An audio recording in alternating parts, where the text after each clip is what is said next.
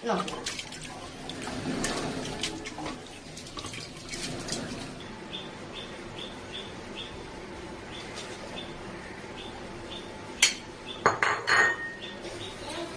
দিচ্ছি সামান্য পরিমাণ খাসির চর্বি, চর্বি না অবশ্যই এটা তেল।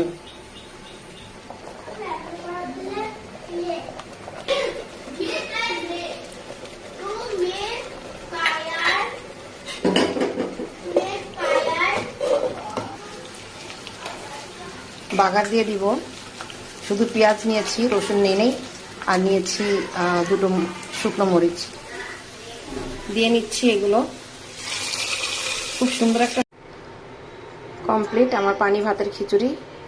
আসলে আমাদের পূর্বকালের যে দাদি মা, তারপরে খালামণি, নানি, ওনারা কখনো পানি ভাত ফেলে দিতেন না, এভাবে খিচুড়ি তৈরি করতেন এবং বাচ্চাদের খাওয়াতেন। খুব সুস্বাদু এবং আনহেলদি না, তবে অনেকে খায় অনেকে খায় না, অনেকে এটারে আনহাইজিন মনে করে, বাট আমরা সবসময় ছোটবেলা থেকে এটা খেয়ে আসছি। ভালো থাকবেন, সুস্থ থাকবেন, হেলদি খাবার খাবেন। আসসালামু আলাইকুম।